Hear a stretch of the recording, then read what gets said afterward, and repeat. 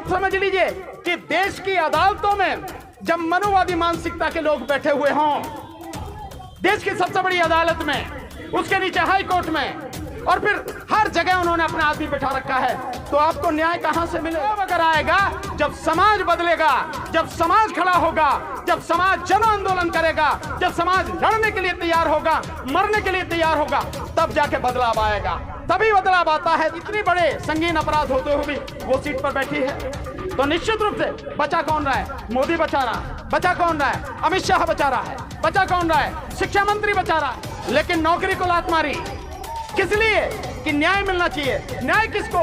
केवल डॉक्टर रितु को नहीं, न्याय उस समाज को जिसका वो हिस्सा है, उस समाज का जिसका अपमान किया गया। अगर हम घरों में बैठे रहे तो हमारी हालत कितनी बुरी होगी, आप इसकी कल्पना नहीं कर सकते हैं। तन मन धन हर तरह का सहयोग दें, क्योंकि एक का आंदोलन नहीं है, ये आंदोलन हम सबका है, ये समाज की लड़ाई है। और समाज की लड़ाई अगर हम हार गए तो फिर कुछ बचेगा। हर सूरत में 2024 में इस मोदी सरकार को, इस भाजपा सरकार को, इस मोदी को उखाड़ कर फेंकना है। राजनीति इनकी पूरी दफन कर देनी है इसी देश में, ताकि इनकी रूह भी निकल के बाहर ना। बस आप तो अकेले थे उस जमाने में, अब तो हम बहुत लोग हैं। वो अकेले इतना कर गए। हम ईमानदारी से अगर चाहें तो पूरा पलट कर रख सकते हैं, इतिहास ही बदल सकते हैं, नया इतिहास बना सकते हैं। और हमारी तरफ आंखें दिखाने वाले, हमें दफन करने की कोशिश करने वाले, उन्हें हम इसी मिट्टी में दफन कर सकते हैं, अगर हम इकट्ठे हो जाएं और मजबूती के साथ चाहें।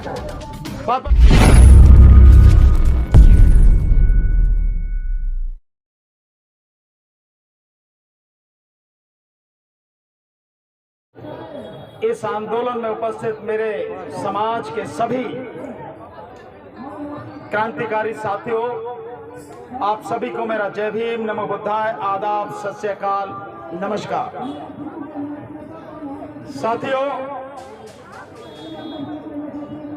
मैं धन्यवाद देना चाहता हूं मनोज जी को कि उन्हें कम से कम एक संघर्ष के बाद समझ में आ गया कि हिंदू समाज में उनकी स्थिति क्या है। आपने एक उदाहरण शायद सुना होगा, आर्य समाज के संस्थापक स्वामी दयानंद सरस्वती जी, स्वामी दयानंद सरस्वती जी की मौत कैसे हुई? उन्हें दूध में कांच पीस कर पिलाया गया। किसने दिया था? वो कौन थे उसे देने वाले? मैं समझता हूं इस सब चीज का हम अंदाजा लगा सकते हैं। कम से कम शुद्ध तो हो नहीं सकते उस जमाने में। भाई, जिनकी परछाई तक से लोग घबराते थे तो वो तो थे नहीं। कौन थे? वही हिंदू धर्म के ठेकेदार, वही मनुवादी मानसिकता के ठेकेदार, वही ब्राह्मणवादी मानसिकता के ठेकेदार, समण समाज के लोग होंगे जिन्होंने वो सब कुछ किया। ये बात बताने का मकसद सिर्फ इतना है, अगर इनके सिद्धांतों के विपरीत, यानी मनुवादी व्यवस्था के विपरीत अगर कोई भी काम करेगा, इनका अपना ही क्यों ना हो, उसे ये खत्म करेंगे।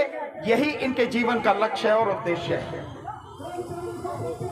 और फिर जब ये अपनों को नहीं बख्शते तो डॉक्टर रितु हो, प्रोफेसर रतनलाल जी हो, चंद्रशेखर जी हो, कितने भी लोग हों, पायल तड़वी हो, रोहित वेमुला हो, ऐसे कितने ही बहुजन समाज के हमारे साथी हैं, हमारे लोग हैं जिनके साथ अत्याचार होता रहा है। इसकी कोई अगर आप गिनती करना चाहें तो गिनती नहीं है।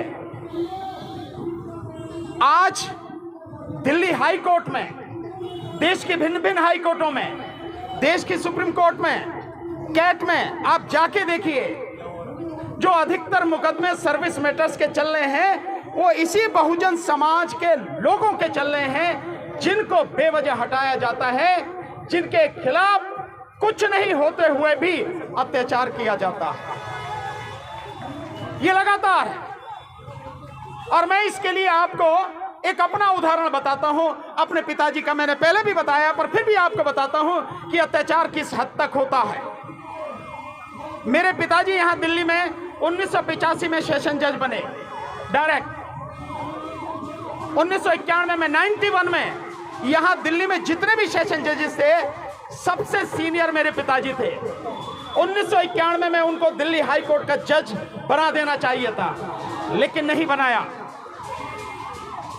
और जब इस विषय में बात आगे बढ़ी तो मेरे पिताजी को 1993 में बेवजह कंपल्सरी रिटायर कर दिया।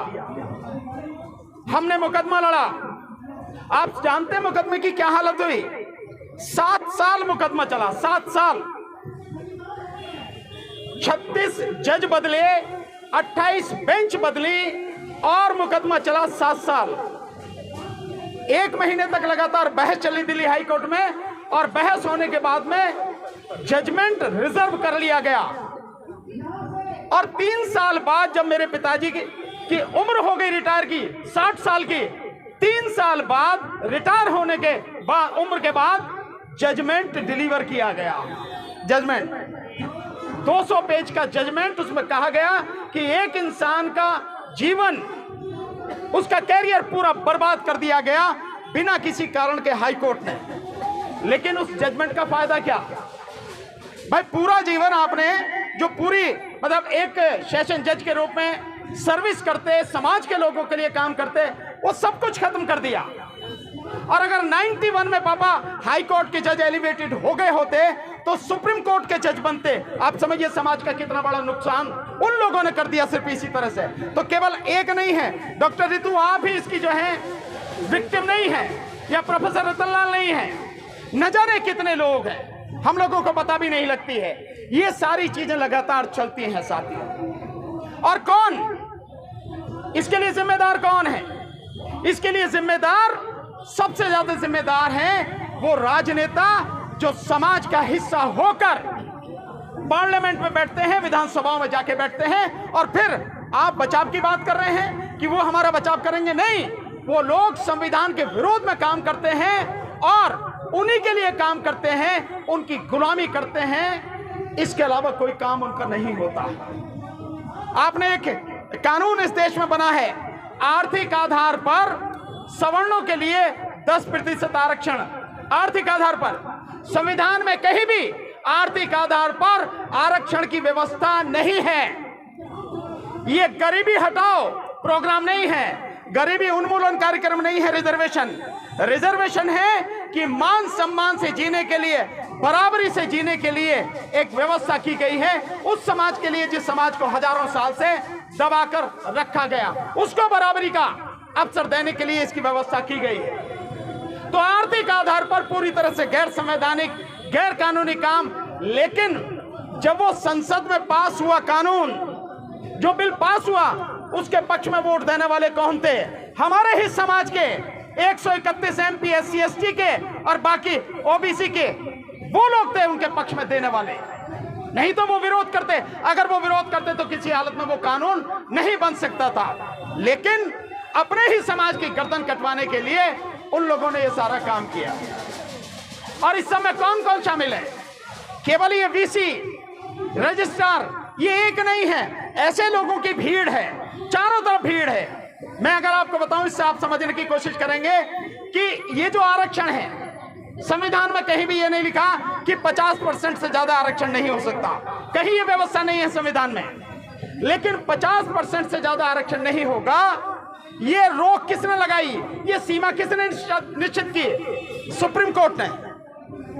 जब संविधान में कोई चीज नहीं है, सुप्रीम कोर्ट कैसे उस व्यवस्था को कर रहा है? सुप्रीम कोर्ट ने लगाई कि 50% से ज्यादा आरक्षण नहीं हो सकता।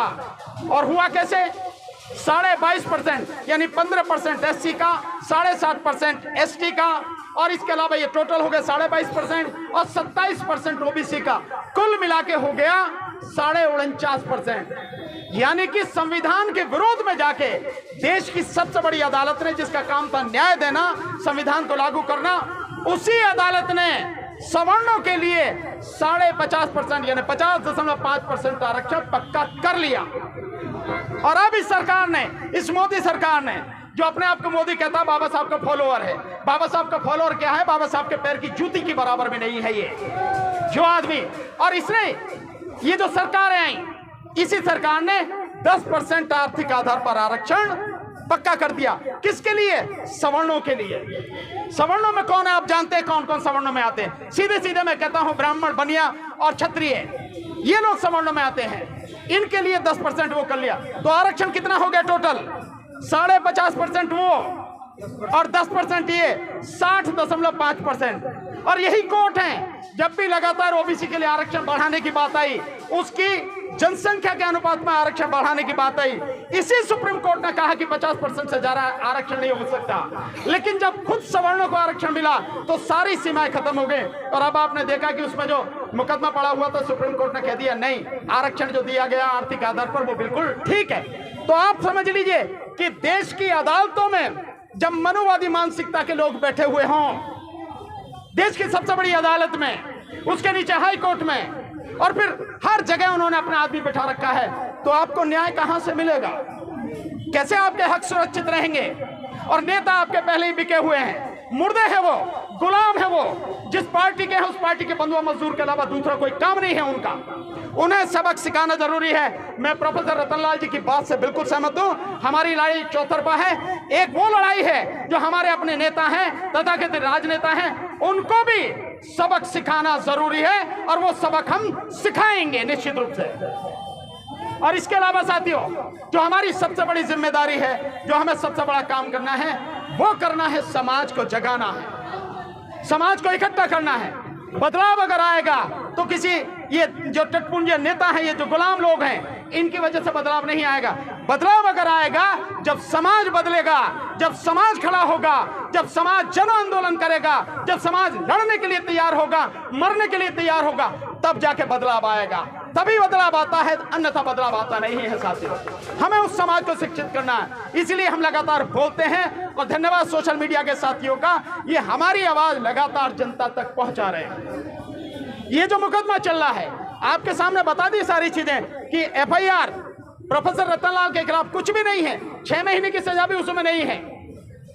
बावजूद उसके उनका प्रमोशन रोका जा रहा है कि तुम्हारे खिलाफ एफआईआर है। और इसके खिलाफ 467, जिसमें अकेले सीधे कम से कम 10 साल की सजा है, और इसके अलावा 468, 471 और साथ में 120 भी और SC/ST एक्ट, सारा सब कुछ लगा हुआ है। इतने बड़े संगीन अपराध होते हुए भी वो सीट पर बैठी है। तो निश्चित रूप से बचा कौन रहा है? मोदी बचा रहा है। बचा कौन रहा है? अमित शाह बचा रहा है। बचा कौन रहा है? शिक्षा मंत्री बचा रहा है। ये तो टटपुंजी, इनकी क्या औकात है? ये VC/PC क्या है? ये तो गुलाम है। इनको तो जहां ऊपर से संरक्षण मिल रहा है इसलिए अकड़ रहे हैं, अन्यथा इनकी कोई औकात नहीं है। तो इनको बचाने वाले, इनको रखने वाले बहुत लोग हैं, इसलिए हमारी लड़ाई बड़ी है साथियों। सो मैं आप इसके माध्यम से, आप लोगों के माध्यम से, इस आंदोलन के मंच पर खड़ा होकर मैं समाज के उन लोगों से निवेदन करना चाहूंगा जो जहां भी हैं, इस आंदोलन में आइए। ये लड़ाई डॉक्टर रितु की नहीं है। अगर नौकरी ही लेनी होती तो जिन लोगों ने हटाया है, मुकदमा होने के बाद वो कितनी ही बार डॉक्टर रितु को ऑफर दे चुके हैं। आपको जिस जगह भी पोस्टिंग चाहिए, जिस यूनिवर्सिटी में, जिस कॉलेज में, जहां आप पोस्टिंग चाहते हैं आपको पोस्टिंग मिलेगी। आपकी तनख्वाह भी ज्यादा होगी, जो सुविधाएं आपको चाहिए वो सारे मिलेंगे। आप ये मुकदमा वापस ले लीजिए। अगर नौकरी ही लेनी होती तो कब का लेके बैठ गई होती, लेकिन नौकरी को लात मारी किस लिए? कि न्याय मिलना चाहिए। न्याय किसको? केवल डॉक्टर रितु को नहीं, न्याय उस समाज को जिसका वो हिस्सा है, उस समाज का जिसका अपमान किया गया है। और अगर राजधानी में, देश की राजधानी में, दिल्ली यूनिवर्सिटी में अगर समाज को अपमानित किया जा सकता है, तो आप समझ सकते हैं कि दूर दराज के इलाकों में क्या स्थिति लोगों की रहेगी। कौन बोल सकता है? यहाँ वो हैं, हम लोग उनके साथ में हैं, वकीलों की पूरी टीम साथ में है, तो वो बोल पा रही हैं। जहां ऐसा नहीं है, आप जरा कल्पना कीजिए कि वहां क्या स्थिति रहेगी, वहां कैसे लोग जीते होंगे, किस तरह से उनके मान सम्मान को कुचला जाता रहा होगा। ये सारी चीजें लगातार चलती हैं साथियों। इसलिए हम सब लोगों को इकट्ठा होके इस लड़ाई को लड़ना पड़ेगा। तो जितने भी लोग जहां भी हैं, जहां तक मेरी आवाज पहुंच रही है, प्रोफेसर रतनलाल जी की आवाज पहुंच रही है, डॉक्टर रितु की आवाज पहुंच रही है, राजेंद्र गौतम जी की आवाज पहुंच रही है, DC कपिल साहब की आवाज पहुंच रही है, और जितने भी साथी यहाँ बोल कर गए हैं, जितने भी साथी यहाँ आंदोलन में हैं, जो अपने अपने माध्यम से समाज को जगाने की कोशिश कर रहे हैं, मेरा उन सब से निवेदन है, लोग आए, इस आंदोलन में आए। ये लड़ाई समाज की लड़ाई है साथियों। और अगर हम अगर हम घरों में बैठे रहे तो हमारी हालत कितनी बुरी होगी आप इसकी कल्पना नहीं कर सकते हैं। अभी तो केवल संविधान को बदलने की बात हो रही है, जबकि संविधान की बहुत सी चीजें डॉक्टर प्रोफेसर रतनलाल जी ने आपको बता दिया बदली जा चुकी हैं, लगातार बदल रहे हैं वो सारे। ये 10% आरक्षण जो दिया गया ये संविधान के विरोध में ही तो दिया गया है। क्या देश की सरकार जो संविधान के नीति निर्देशक सिद्धांतों में बात कही गई है कि कल्याणकारी राज्य की स्थापना करें, सरकार ने की क्या कल्याणकारी राज्य की स्थापना? क्या होता है कल्याणकारी राज्य? कल्याणकारी राज्य होता है कि देश के सभी नागरिकों को शिक्षा मिले, रोजगार मिले, रोजी रोटी के साधन मिले, इसके अलावा उन्हें स्वास्थ्य सुविधाएं मिले, उन्हें सुरक्षा मिले, महिलाओं की स्थिति बेहतर करने के लिए उन्हें हर तरह का प्रोटेक्शन मिले, उन्हें सुरक्षा मिले, ये सारी चीजें, मजदूरों को उनका हक मिले, किसानों को उनका हक मिले, ये सारी चीजें क्या सरकार ने की? नहीं की। और लगातार सरकार इन सब चीजों को खत्म करती जा रही है। मोदी को तो ध्यान भी नहीं है कि कभी उसने कहा था कि 2022 तक वो किसानों को आय दुगनी करेगा। कहां गया उसका वादा? याद है उसे क्या? 2022 तक दुगने की तो बात ही छोड़िए, आज की तारीख में जो स्थिति है उसमें उनकी आय 35 से 40% कम हो गई। तो सरकार से हम उम्मीद करें? कोई सरकार नहीं करेगी। सरकार हमेशा जब करती है जब सड़क पर आंदोलन होता है, देश के लोग खड़े हो जाते हैं और स्थिति बद से बदतर होती जाती है, तब सरकार खड़ी होती है, तब सरकार सोचती है। तो साथियों, मैं फिर से यही अपील करूंगा समाज के लोगों से, दिल्ली यूनिवर्सिटी के जितने भी प्रोफेसर हैं, जितने भी स्टूडेंट्स हैं, यहाँ पर जितने भी हमारे वकील साथी, हम भी उनसे लगातार निवेदन करेंगे। जो रिटायर्ड लोग हैं, जो घरों में बैठे हैं, इसके अलावा सामाजिक संगठन हैं, सामाजिक संगठनों के कार्यकर्ता हैं, राजनीतिक सोच वाले लोग हैं, ये सारे के सारे इस आंदोलन में तन मन धन हर तरह का सहयोग दें, क्योंकि एक का आंदोलन नहीं है, ये आंदोलन हम सबका है, ये समाज की लड़ाई है। और समाज की लड़ाई अगर हम हार गए तो फिर कुछ बचेगा नहीं। 2024 में जिस तरह की स्थिति चल रही है, अगर ईवीएम से चुनाव हुआ और मोदी, अगर ईवीएम से होगा तो मोदी जीत के आएगा, और मोदी जीत के आएगा, उसके 1 साल बाद इस देश में कुछ बचेगा नहीं। आपको लिख के दे सकता हूं मैं। इसलिए हर काम हमें यह करना है कि हर सूरत में 2024 में इस मोदी सरकार को, इस भाजपा सरकार को, इस मोदी को उखाड़ कर फेंकना है। राजनीति इनकी पूरी दफन कर देनी है इसी देश में, ताकि इनकी रूह भी निकल के बाहर ना आ सके साथियों। तभी बचेगा समाज, तभी बचेगा देश, नहीं तो कुछ बचने वाला नहीं है साथियों। ये रणनीति हमें अपनानी पड़ेगी।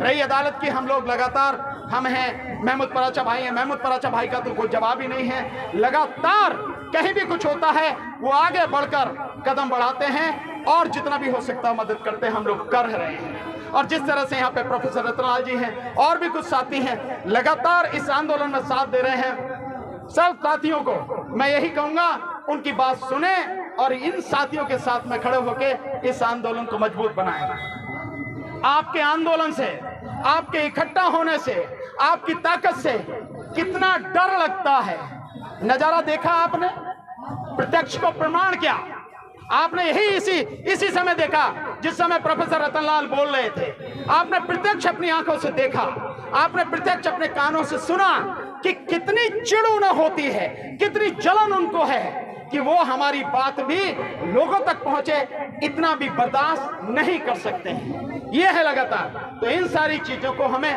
ध्यान में रखना है और हमारा अगला कदम इसी के संदर्भ में पूरी मजबूती के साथ उठना चाहिए। साथियों, बाबा साहब तो अकेले थे उस जमाने में, अब तो हम बहुत लोग हैं। वो अकेले इतना कर गए। हम ईमानदारी से अगर चाहें तो पूरा पलट कर रख सकते हैं, इतिहास ही बदल सकते हैं, नया इतिहास बना सकते हैं। और हमारी तरफ आंखें दिखाने वाले, हमें दफन करने की कोशिश करने वाले, उन्हें हम इसी मिट्टी में दफन कर सकते हैं, अगर हम इकट्ठे हो जाएं और मजबूती के साथ चलें।